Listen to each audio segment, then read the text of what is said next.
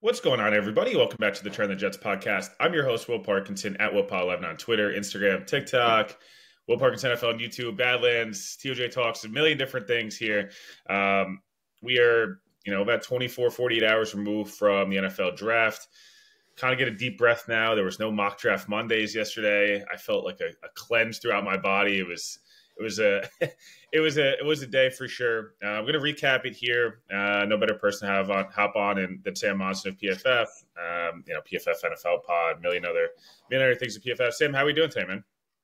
Good. How about you? We've still got this week. There's still the draft recap, right? It's still one more week of hectic, and then next week is when we get to exhale for a bit.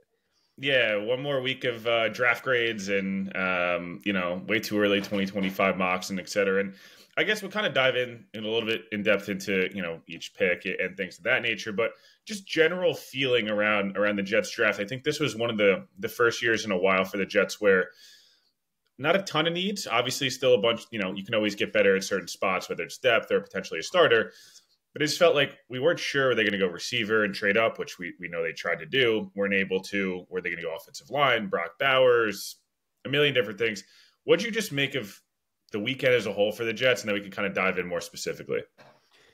Yeah, I think it was solid. PFF gave the Jets draft an A, and I think you're right. They could have gone in a number of different directions, and they're in a tough spot because they're like the most win now team in the NFL because of Aaron Rodgers, right? They're in this unique situation where they gave everything for the quarterback at the end of his career, and it lasted 4 snaps, and then it just got taken away from them, right? And now it's all on this year.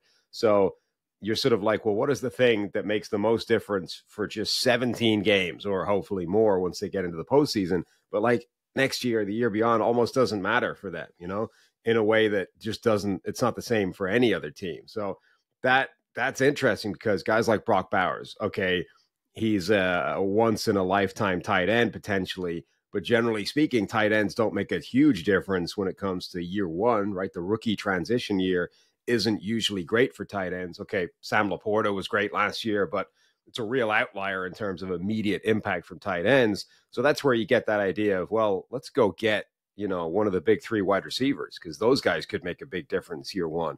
So if you can't get that done, I think Fashanu is actually a really smart place to invest that pick. Number one, his pass protection skills might be the best of not just this draft class, but like one of the best we've seen come along in years. The player that he reminded me of actually in terms of footwork and just that ease of movement was Tyron Smith. So for him to go and be Tyron Smith's backup now, and let's face it, the last time Tyron Smith made it through a full season, I think it was 2016. So he's going to play this year. We just don't know how much. So for him to go there behind Tyron Smith, learn from him a bit, and be able to step in for 3, 4, 5, who knows how many games if and when Tyron Smith goes down, is a great fit. And actually, it's one of the sort of few areas where it does address an immediate need, right? It's cover, it's insurance for Tyron Smith, but it's also a long-term play, right? Tyron Smith's clearly not a long-term option. So Fashanu at some point is going to replace him and hopefully be the left tackle of the next 10 years. So I think it was a really smart place to spend that first pick, particularly if, you try to get the wide receiver and that doesn't come off. To me, this is the next best place to go. Yeah, no, I totally agree. Something that, a lot of Jets fans, I think initially when they see the pick, right, oh my God, last year we take Will McDonald. He barely played. Now we're going to take another guy who's barely going to play. Who's to say that that Olu can't go into camp and beat out Morgan Moses for right tackle? Like, is anyone is that not a realistic thing, right? Or, Tyron Smith, obviously, I don't know. Maybe the Jets get into camp, and I'm not advocating for this, but maybe they get into camp and say, hey, we're going to play the best 5, and Olu can slide in at left guard. I know he never played left guard, but Rodgers kind of weirdly hinted at that right after the draft, and it's like maybe they just play the best 5, and it's like, oh wow, Tittman, AVT, Olu, Tyron Smith, and Morgan Moses is like a really, really good unit. And this is 12 months removed from like, holy shit, this unit sucks. So it's something that he's going to play, whether he's playing at left tackle, replacing Tyron Smith, right tackle. Morgan Moses is on a 1-year, $5 million deal, and he's coming off a torn pec. Like, it's not as if, other than AVT, I think Tittman and Tyron Smith, nobody's locked in. I don't think Simpson or Moses are locked in long-term to those roles. You know what I mean? I can understand if you're like disappointed they didn't get the playmaker, but for me, he was the best pass protector in the draft, and he's going to play this year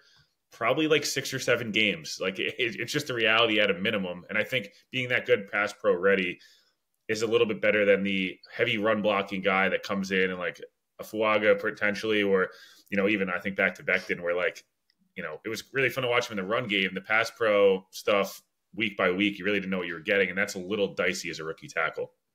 Yeah, like it's a different thing than Will McDonald, right? He was only ever going to be a situational guy, and he wasn't able to carve much of a role for himself in that regard. Like Fashanu is going to play, we just don't know how much, right? But when he plays, he'll be playing the whole game, right? Tyron Smith is going to miss time. It's almost impossible for him to just, flick a switch and suddenly he's not going to get hurt again. He's been hurt every single year since 2015 or 16, whichever one it was. So we just don't know how many games he's going to miss. But that could be, 2 games, and they could be the playoff games, right? He makes it through the whole season. We get 2 playoff games. Now Fashanu's in, and he's your left tackle for the duration of the postseason. So he's going to have an important role. But it could also be like week 3, Tyron Smith hurts his ankle, and Fashanu's right out there, and you basically are playing him for the entire season. So I don't think that is a concern at all. Like, oh, he's not going to play too much. It's, it's a pick that's going to make no impact. He's going to have a major role in this season. We just don't know how big one it is yet until until Tyron Smith gets the injury that's going to make him miss some time. So I have no issues with that. I think you see that as a good thing because look, his footwork is amazing. He's got a couple of technique things to clean up in terms of pass protection. So use that time where he is a backup. He is, on the bench. He is on the sideline. Use that time to work on that stuff so that when he does get called, he's a better player than he is right now. And it's an even, it's an even better scenario. I think it's a great fit, not just for the Jets, but it's a great fit for Fashanu because he can, work on that stuff for a little bit before he gets thrown to the fire. And one other thing, I talked a little bit about on Sunday night, but Tyron Smith doesn't practice. So every week he's going to be sitting there. I was like, you are going to follow Tyron Smith wherever he goes. You're going to watch the way he works out, watch the way he eats, watch the way he watches film, his technique, etc. And like, he's not going to practice. If he practices more than 10 times in camp, like I'll be shocked. And it's not because he doesn't want to practice. It's because this is what you do when you're a first ballot Hall of Famer and your body's getting older. You prioritize Sundays and Thursdays and Saturdays and Mondays, and the fact the NFL plays every day of the week now. But Tyron Smith's, Fashion is going to be able to practice, get first team reps next. And like, this isn't just a this year move because I do think it helps them this year. It raises their floor to me because I think one of the biggest concerns with the Jets going into the year, other than Rodgers, obviously, just in terms of you just don't know what he's going to look like with the Jets. We've seen 2 preseason series and 4 plays. It was, oh my God, like I like the additions. Tyron Smith's awesome, but if he misses time, does this team all of a sudden have problems at O-line again? I don't, with the way they've addressed this offseason, I think that's much less of a concern. And going forward, Garrett Wilson, if Rodgers retired next year, which I think he's going to play 2 years, but let's just for the sake of argument say he only played 1 year, at least a young quarterback or any other quarterbacks coming into 24-year-old AVT, 21-year-old Fashanu, 22-year-old Tip or 23-year-old Tippmann, Brees, Wilson, Malachi Corley, which we'll get to. It's not as if the situation's bad post-Rodgers now, which I think was some of the concern. And I wanted to hit on Corley a little bit because, I think he's a really fun player. I think the expectation should be more so of like kind of younger Randall Cobb and Cordell Patterson and those type of guys. Then I don't want to go full Debo yet just because I think you're setting an expectation he's going to be an all-pro level receiver. And he very well might be. I don't know.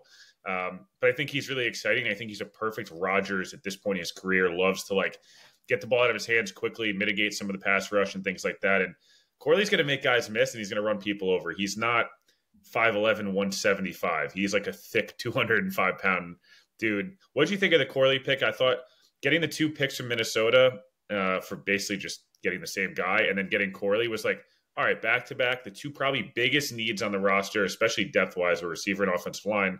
They get both those done, and they got a different profile receiver than a Garrett Wilson or a Mike Williams. Yeah, and that I think is the key. Like, I'm with you. I think he's been comped a lot to Debo. He got comped to Anquan Bolden as well, which I always thought was a bit ridiculous. Like, Wasn't Anquan Bolden like 6'1" or 6'2", or am I making that up in my head? I thought he was big. Yeah, he was like a big guy. He's like shredded. Corley has this weird looking body. I was trying to work it out for a while when I got to his tape. I honestly think it's just he's got a strange body shape. He's all torso, and I think that makes him look way bigger than he actually is. And he does have some of that. He's a real run after the catch guy. The offense was all screens. They were just getting the ball into his hands and letting him truck people. So that's where you start getting that comp, right? The Anquan Bolden, look at him just people bounce off him, and the Deebo Samuel stuff. I think the Deebo thing was always kind of ridiculous. I was always a bit lower on Corley than other people, but if you simply put the word light at the end of Deebo, I think that makes some sense because it's a stylistic thing, right? And that the point you made is the right one, which is he's bringing something different to this receiving core that's already pretty good. They added, like, obviously Garrett Wilson is a superstar. Mike Williams is a really good addition to this group. And actually, I think a nice sort of buy low type of player. Like, we think of Mike Williams as this permanent sick note guy that's always missing and never playing. He actually hasn't missed that much time. It's just he missed almost all of last year. So it's like, he just gives you a heart attack. He's just on the injury report, but always plays type of guy. But also because it was like the last thing was the most, the biggest amount of time we saw him miss. It's like, he's always hurt. He's never going to be on the field for you. It's like he probably is. Just last year was bad. But Corley brings something that isn't there with the rest of that receiving core. It's a totally different skill set. So you can get him into the offense. You can sort of add him into the system without disrupting anything else, without taking playing time away, without removing targets. And I think I'm always a fan of teams identifying a skill set that isn't there currently on the receiving core, and then finding a guy that brings that to the table, right? Even if that's all they bring to the table, that isn't there right now. And that gives us an extra string to our bow, an extra club in the bag, and gives us something that we can break out that we didn't have previously. So from that perspective, I think it was really good. And as long as we don't get carried away by comping him to Deebo and Anquan Bolden and all these crazy people, I think it makes sense. If you simply say he's Deebo light, he fills that role within the offense, then it makes perfect sense. Yeah, look, I think the Jets are in a good spot, too, because Breece Hall gets so many touches out of the backfield. Last year, he was, awesome. I think out of the backfield, that was actually probably where he saw the most success just because of the way the offensive line and Zach Wilson, these other things, getting, Breece Hall and Malachi Corley in the flats, getting the ball out of Rodgers' hands quickly eliminates him from getting hit at all. Even if the offensive line's awesome, it's just, it screens through these other things. The one thing I'm interested to see with Corley, and I think we'll see this more in camp and things like that, is his route tree actually limited, or is it just the way he was used? Because, like these are guys where you're kind of projecting a little bit. It's even, obviously it's the opposite of Brian Thomas, where it's like, is Brian Thomas actually, can he run a really good route tree? Or is it just because LSU was like, you're going to run post, go balls and slants, and like everything else, like we're not giving you the ball. Like, I'm curious to see some of these guys in this class. Most the top three are much more polished, but after that, it's a lot of guys of like, you can do this really well. We don't really know about this. And sometimes it's athletically limited. Sometimes it's like size wise, whatever. Corley, I'll be curious to see, is he going to turn into this really big time demon slot guy, or is he going to be more of your gadget handoffs, sweeps, screens, etc. Day 3 for the Jets was a little weird. I felt like I liked some of what they did. I thought the Travis pick, to me, it was going to be him or Pratt. I felt like that's a no-brainer. The Jets needed to be a team that can develop even just a backup quarterback that's on your roster for 4 years that makes like $850K and not have to pay a Tyrod. As much as I like Tyrod, like you don't want to have to pay your backup quarterback $7 million. I like the Braylon Allen pick. I thought his 2021 and 22 tape was really good. Last year, not so much, but he's 20 years old and like, again, different skill set than Breece Hall or Izzy Abanikanda. Two running backs to me back to back after trading a million times in the 4th round just felt like, hey, you knew you were trading JFM. That deal was done days prior. Why not go draft a big edge to kind of replace him, or offensive line depth, or another pass catcher? Because like Alan Lazard's not going to be here in a year, and Mike Williams is on a 1-year deal. Like, take another pass catcher, take a safety, another. I just felt like. Maybe Isaiah Davis is awesome, and maybe like I'm being a dick right now, but I just felt like you already took one running back and you take kind of a similar style player again after like you trade out 3 times in the 4th round. One of them, I'm going on a rant, but one of them was crazy that they dropped like 20 or 15 or 20 spots in the beginning of round 4 and get a 6th round pick back, and then drop 6 picks at the end of round 4 and get a future 3rd. Like, why not have just picked up all future picks? because if the Raiders start 2-4, the Devontae Adams for 2 threes is going to start to get going to come up again. So did you get their day 3 at all? I felt like some good, some was like a little perplexing. Even the classic 25-year-old safety at the end of the draft. Yeah, it was definitely a little bit weird. So I'm the opposite to you. I didn't like the Braylon Allen pick. I've been lower on Braylon Allen all the way through the process than most people. I just don't see it with him. He's got obviously the size, he's got strength, and really his biggest selling point is his age, right? He's incredibly young and he's been doing this for a while already. So if you think there's development to be done there, then sure. I just don't see, like, to me, he's one of the least explosive athletes I can remember on tape. I've told this before, and it's not hyperbole and it's not like a story. When I put on his tape, I don't even remember who I was watching before, but I was going through running backs and I put on Braylon Allen's tape. I genuinely checked to see if there wasn't a glitch in the video player, that it was showing it to me at like 0.8 speed or something. Like there wasn't something wrong with the player. He felt so slow relative to everybody else. And okay, you can get that done if you're like Derrick Henry, looks like that sometimes, this sort of slow build up speed. But two things. Number one, Derrick Henry knows that, and he knows how to play around it, right? And he takes those angles so that he can get going and then trucks people. Number two, if you've seen those two guys standing next to each other, like, he's not Derrick Henry. Like, Derrick Henry is a different level of human being, even relative to a huge dude like Braylon Allen. So you think Braylon Allen's big, but next to Derrick Henry, he's not. So if that's what we're aiming for, that's not what we're getting here. And I don't think he plays like he's, a big power back. He tries to. I was just going to say, that's the biggest criticism of him is like, you're 235, like run like you're 235, not like you're 205. I actually think like his best attribute is all the side to side stuff. And that's just not going to fly at 235 pounds in the NFL. The athletes are too good. You can't play like that. If you're 235 in the NFL, you had better play like you're 235, which means find the crease, head right at it, and don't screw around. And from that point of view, I actually think Isaiah Davis is a way better running back. Like, he understands what he is and he plays like it. And he's got some of the same things. He's got like a sort of slow lumbering, it's not explosive, but he gets it and he goes right for the gap and people bounce off that dude. So I actually think Davis was the better back, and I don't mind doubling up as a general concept, even if it, does, like, only one of them, there's only space for one of them likely, right?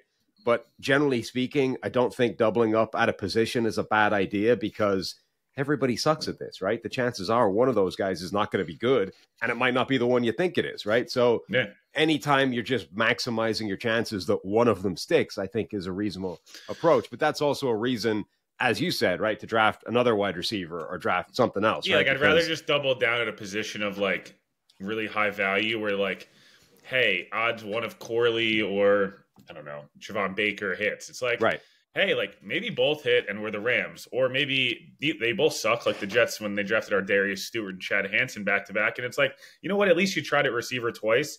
That's why, like, the Travis pick, to me, like, yeah, you're set at your quarterback room set for at least this year and next year. But, like, hey, maybe Travis never plays a snap in the NFL because his leg never fully recovers and whatever. But maybe he's a really solid spot starter backup, in the NFL, and like that's a win on day 3. If you like Davis, then why take Allen? Or if you liked Allen, why take Davis? It just felt like Davis doesn't play specials, and I doubt Braylon Allen's going to play specials. So there's just the value there is going to have to be literally at running back, and you have probably one of the 3 or 4 best running backs. I don't know. I would have rather like go sign Zeke and have him be your 5 carry and pass pro guy a game. And I don't know. I guess it's probably harsh because it's like a day 3 dart throw in the round 5, right. But they traded back so much that it was like, I want to see you get some value here, because the good organizations hit on guys on day 3, and the Jets have like some of their most fun players. It was Bryce Huff, obviously. It was, JFM was a waiver guy, but again, a day 3 pick, and Michael Carter the second. Like, those are the guys you're like, all right, like, this is great value. They're on cheap deals and playing at really high levels at the position. I don't know. I guess that was my frustration with this draft overall. It's just like day 3 they tried to get cute. It felt like, and it was like, just stick to the board. Like, don't go crazy here. Yeah, I definitely, like, I don't hate the idea of doubling up at any position. I think it's generally smart drafting, but I agree with you. Like, I would double up at a different position simply because, number one, the first running back is already well covered, and it's generally it's not as clear as wide receiver where there's a role for everybody, right? Particularly with a guy like Breece Hall, who can be a complete running back, a bell cow, do everything. It's a much smaller role you're drafting for, and I would rather take that second swing at a different position that can make a bigger impact. Yeah, I want to I want to get back to the Jets here in a second. I want to kind of hit on just the AFC East in general and the way kind of things unfolded, because obviously directly affects the Jets. It's half their schedule, or whatever, 33% of the schedule, whatever it is. I liked Miami's draft outside of Chop Robinson at 21. To me, I don't know. There was just other guys I would have taken there, and I felt like Chop's like a guy that might be fun and might be good, but like, does he have any plan when he's rushing the passer other than just like this? I'm going to be faster. There's that. I think New England, I thought actually had a really nice week, a nice weekend. I like Drake May better than Jade Daniels, so by default, that has to be a better pick. Plus, I liked Polk and and some of the receivers they picked up. I think they drafted Baker too, didn't they? Am I making that up? Yeah, Yeah. No, they got it. And then when it comes to the Bills, I'm not a huge Keon Coleman guy. I've been burned. Basically, because I was a slow big receiver. So I usually am biased towards them, but I've been burned by those guys before. The Bills draft to me was like, yeah, I like Dwayne Carter, and like it's fine, and the Bills are good, but I don't know, trading back. I know it's stupid, but trading back with a team that you can't beat and giving them a guy who you know is going to score a touchdown for no reason on you in the AFC divisional round, like for a 6th-round pick, not worth it. So I thought New England had better weekends than Buffalo. I just didn't love Chop Robinson. I guess, what would you make of the AFC East, kind of the other 3 teams in the division? I know it's probably a tough question. I really liked Miami's draft. I think that's underrated. So Chop Robinson at 21, I think that's actually decent value. It's not like a steal or anything, but I think so. Chop Robinson to me belonged. An edge rusher. Everyone else is hurt. Yeah.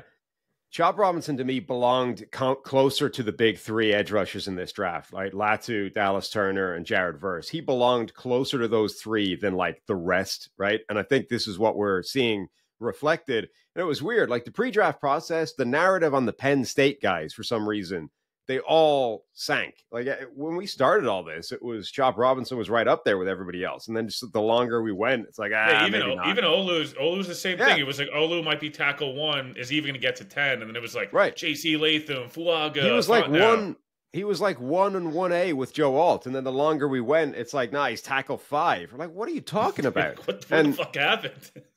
And the draft, it didn't manifest that way, right? It's like the NFL just didn't listen to any of that, and Chop Robinson and Fashanu went where they were supposed to go in January. It's like, I think that's what we saw. So look, Chop Robinson is stupidly twitchy. He's stupidly athletic. Okay, he's less developed than some of these other guys, but he's also crazy productive at that. Like, he doesn't have the pass rushing plan, certainly, that somebody like Latu has. But he still has crazy production, like back-to-back seasons with a PFF pass rushing grade of 91. Dude, I'll take the twitchy athlete that's already crazy productive, and we'll figure something out. Like, I think that's fine value where they got him. And I like a bunch of the other players they got as well. Patrick Paul, a lot of people see that as a reach, but he's the developmental tackle in the second wave that I would have grabbed as well for similar reasons. Every one of those wave 2 tackles, no matter where they go, is probably going to be a reach. It's why they're a wave 2 tackle. Right. But like, someone's got to take a shot on these guys, and like Miami did that. They needed help. And the difference between him and the rest of them is that, again, he already has really good production. Like, he has crappy technique and gets himself into trouble, but is still really productive. Like, there's all these clips out there where it's like, oh, look at all these bad reps of Patrick Paul and sloppy technique and bad footwork and bad hand placement, all this sort of stuff. Most of them are wins. Like, most of the reps, he's winning. It's like, okay, if he's got that bad a technique and he's still winning 80% of the reps, what happens when we fix his technique? Like, I'll take that as a risk. So that made sense to me. Jalen Wright, adding more ridiculous explosiveness to a team that's already stuffed full of it. Muhammad Kamara, same thing, like ridiculous twitchy athlete in the 5th round. Malik Washington, again, similar to the Jets. They found a skill set that isn't there really in the rest of that receiving core. We get a full sort of pure slot underneath type of guy, add that. So I like their draft. New England, it's all about Drake May, right? And the receivers they added as well. But their thing is going to be, it was the choice. Do you draft the quarterback at 3, or do you trade out and try and build the infrastructure first and then come back for the quarterback later, or the 2nd round or next year? They went with the quarterback. And okay, they added a couple of receivers that'll help, but the receiving core is still lacking a number one superstar guy, right? Like if the Patriots now manage to swing a trade for Brandon Ayuk, the receiving core is transformed. Without him, it's like there's 8 Jalen Polks on that roster. And then the offensive line still looks like a real concern. And they cut the starting left tackle like yesterday. So that's my concern with the Patriots. They got a quarterback, they got a reasonable looking receiving core, and what looks like a rough looking offensive line. I don't know how that's going to hold up in year one. The Bills, man, the whole wide receiver thing is the story of the Bills draft.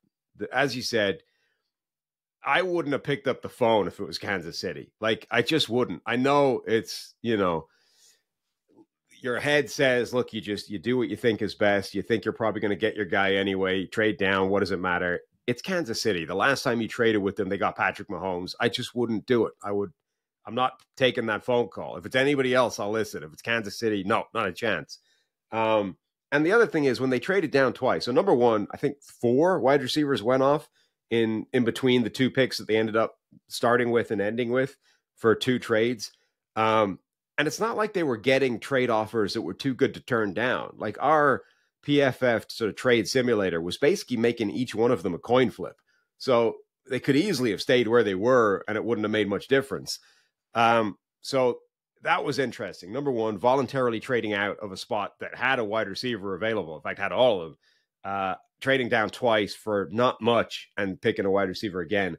And then identifying Keon Coleman as the guy who's the fix is fascinating. Now, I love Keon Coleman, but I can't rationally articulate why. He reminds me a lot of Rashee Rice last year, where my heart liked him more than my head did. And he's one of those guys where you sort of, you watch his tape, you like it, and then you look at your notes and like 80% of them are bad. You're like, this doesn't make any sense. What is going on here? And last year I was harsh on Rashee Rice because I went with the head, I went with the notes, and I was like, it's too scary, I'm out.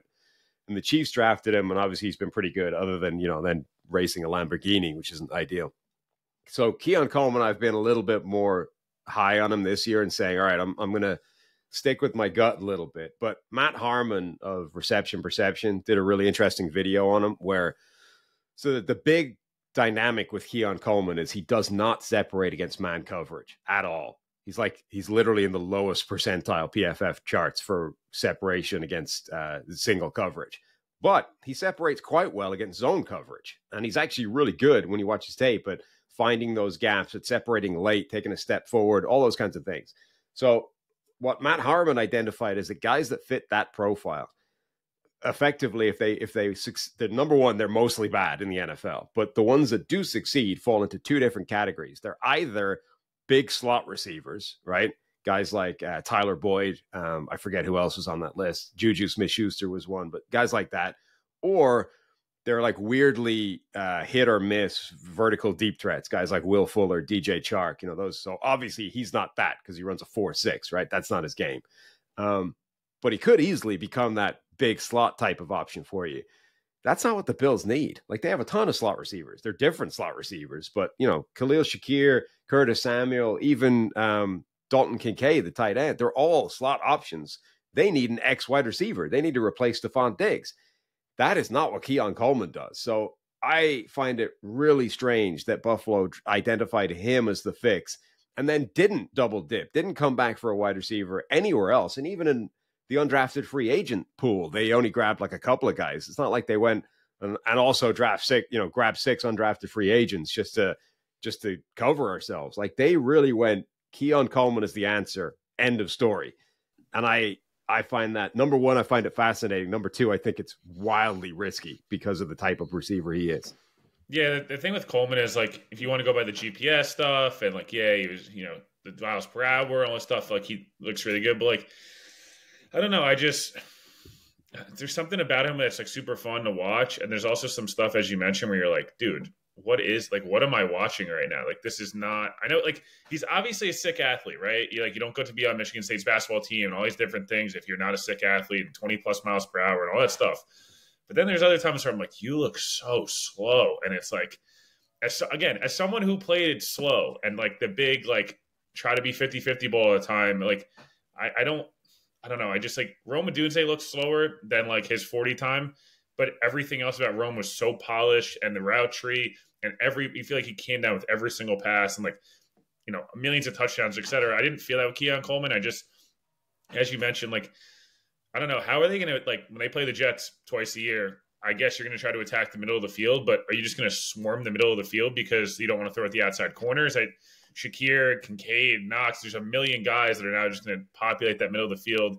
Plus James Cook, like, you going to attack the outside at all? Josh Allen's got this big arm. It's not like he's a guy who just throws over the middle of the field the entire time. It's not young Tom Brady where it's like we're just going to attack, the 5 to 15. I don't know.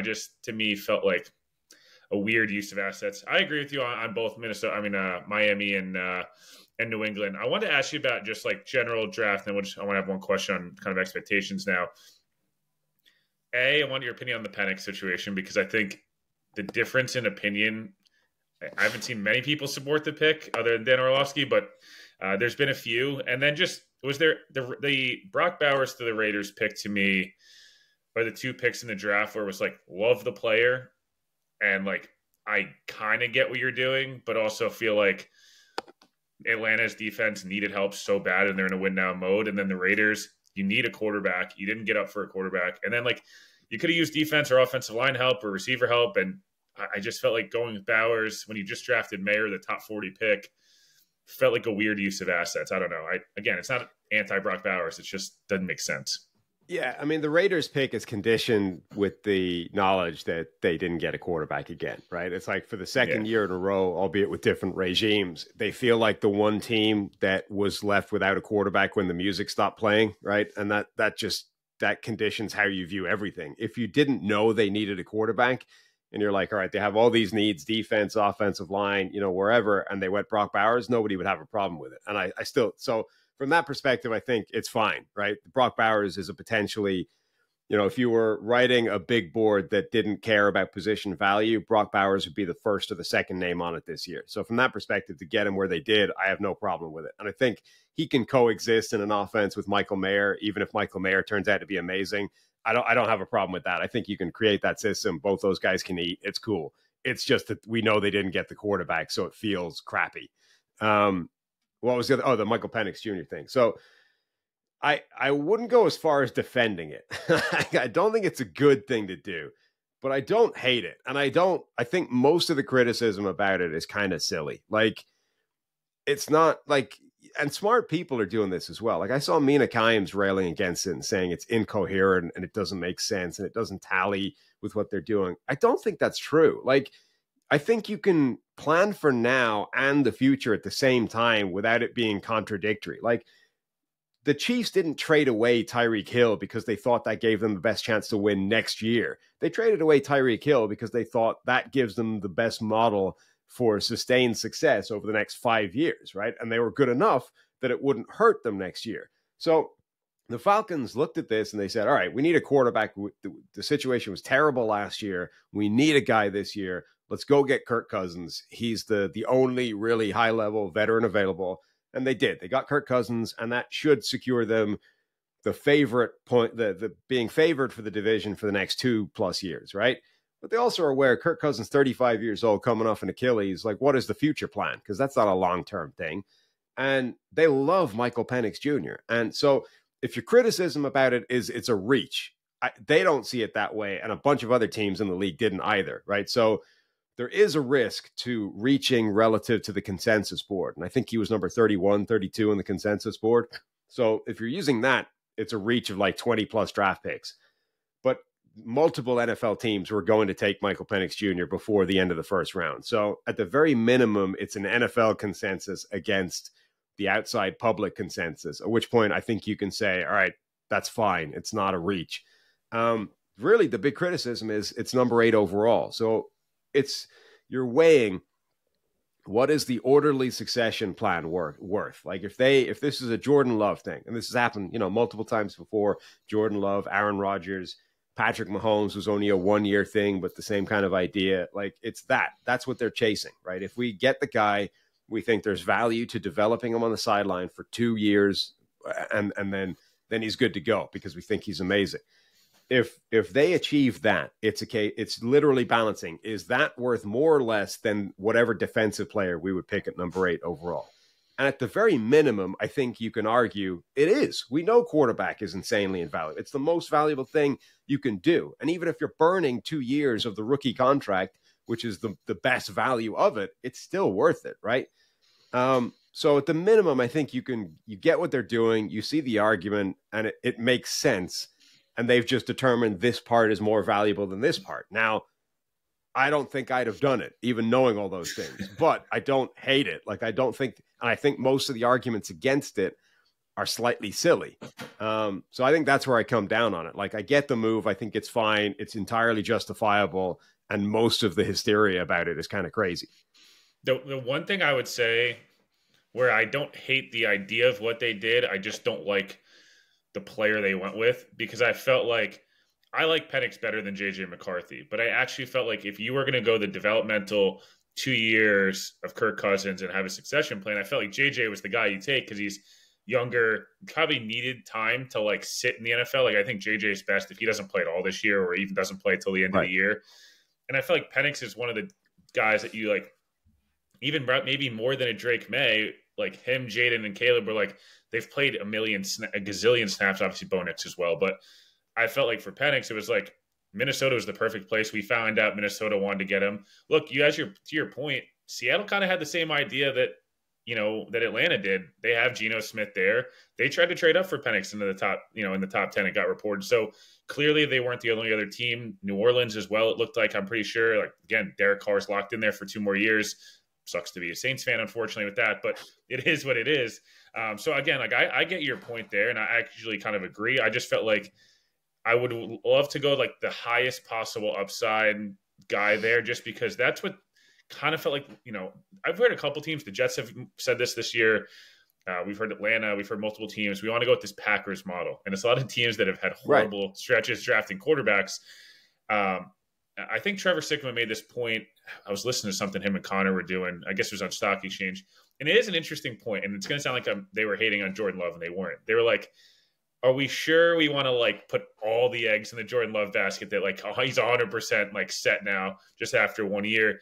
And the beginning of the year was pretty awful. And I got hot taked by Jordan Love Twitter the other day for a tweet I had in September when he threw 3 picks. So I'll own it. Sorry, I thought it was a shitty pick after he didn't play for 4 years. But it is a curious decision of just like using Jordan Love potentially. If you want to use Mahomes and Rodgers and these guys and the new norm of the NFL where it's going to become back to probably have a guy sit for a little while, I'm good with it. I did just laugh, and it was like, hey, are we sure we want to do like Jordan Love's the new standard for drafting a quarterback after one pretty good year and a sneaky playoff run? Yeah, I mean, we are just sort of assuming that he's going to pick up where he left off last year, and that is who he is. But I think, absent of additional information until then, I'm just saying. Yeah, I'm kind of willing to go with it until we see otherwise. But I think so. The one area I would say, so a lot of people are like, the biggest problem with it is he's 24 years old. There's no upside. I think this assumes that there is value to the year or two of sitting on the sideline and learning, regardless of who the quarterback is, right? Like, I think we have a tendency to assume that ceiling is dictated by how raw the guy is and how young he is, right? If you get a really raw guy who's 20 years old, that guy's ceiling is through the roof. It's like, well, it probably isn't, right? The guy that's 24 years old and a better player right now, if he's got all the other tools, his ceiling's probably higher. Like, the fact that he's older doesn't really make much. The only thing the age matters in, I think, is evaluating sort of how much of his college production is because he's just older, more experienced, and beating up on kids, right? I don't think it's actually relevant necessarily to where his ceiling is.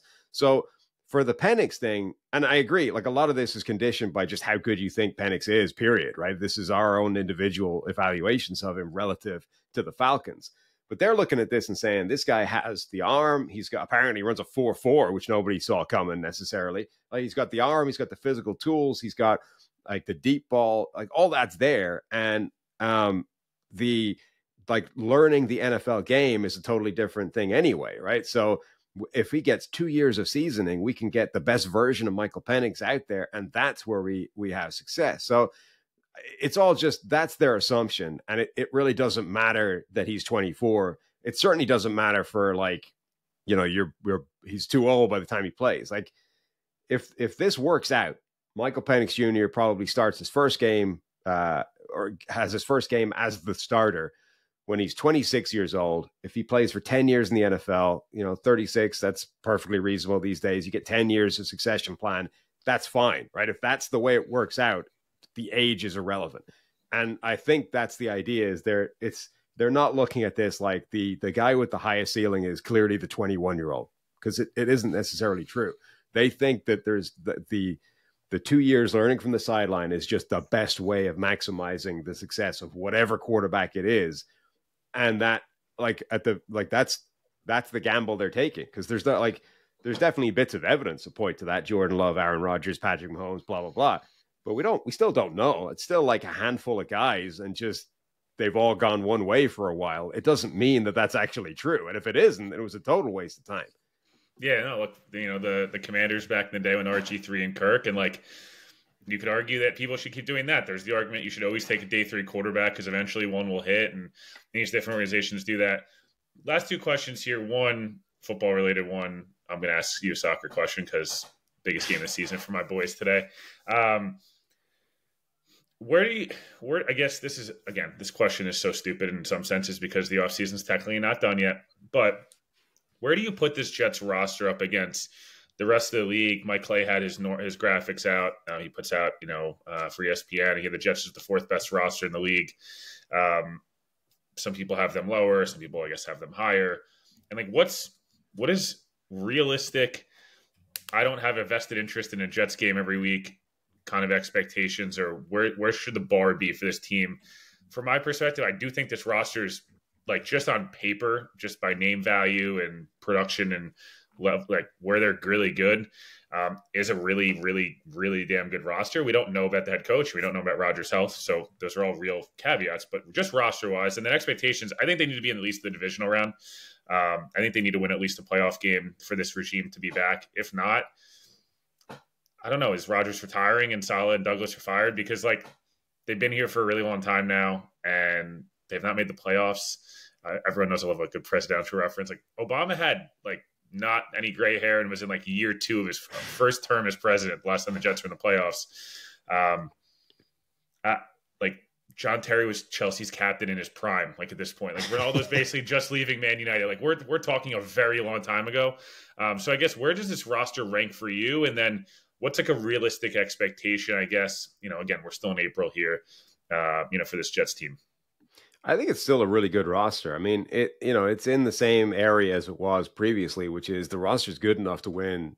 It's good enough to win in the playoffs. It just needs the quarterback to do it. So you assume Rodgers coming in, if it works the way it was supposed to, if they should absolutely be a playoff team. And you're right, they should be winning playoff games. They should be a contender. This roster is good enough, I think, to be a Super Bowl contender. Now, that's also true for half a dozen other teams in the AFC. So it might not work out that way, right? The Bills for years have been good enough to be a Super Bowl contender. They still haven't actually got to one, let alone won one. So I put them in the same kind of category. They can win the division, they can win playoff games, but they are one of a number of teams for whom that is true. Yeah, no, I just, like I said, I think if the Jets go sign Justin Simmons in July, now I'm going to be dude, you literally probably have to go in a title, because now you're not talk about win now mode. You're in 4 times double win now mode. I still think they'll end up signing one of MVS, Simmons, Quandre Diggs. They'll sign one more guy where we're oh, that's an interesting piece for different varying reasons. Bayern Munich, Real Madrid today, Dortmund, PSG tomorrow. I am a diehard Bayern fan. We're playing the most corrupt club in the world. I'm still very salty about 2017. It's the biggest shambles of refereeing. I don't even want to hear about Barca Chelsea from back in the day. That was Casemiro didn't get sent off. He gave away a penalty and had 5 fouls that were worth it, a red, let alone a yellow. Who do you like in both matchups? I know only some of the people that watch this podcast care about soccer, but the Messi and Ibra jerseys in the background, I had to ask somebody who also actually gives a shit about the world's biggest sport. I feel PSG. But, yeah. I feel PSG probably make it from that side. I, as a Liverpool fan, I've been scarred too many times by Real Madrid to ever bet against them. So I'm particularly in the Champions League. So I'm going to assume Real Madrid make it through until given evidence otherwise. Yeah, no, look, Florentino Perez, man, I don't know what he pays these refs, but whatever it is and whatever the voodoo, he gave his soul for them to just every time. It's glorious. If you're a Real Madrid fan, if not, appreciate you obviously hopping on. Make sure you guys catch Sam out, obviously on Twitter, PFF NFL Pod, and a million other things. Sam, appreciate you hopping on, and we'll do this again before camp starts. Sounds good. Take it easy.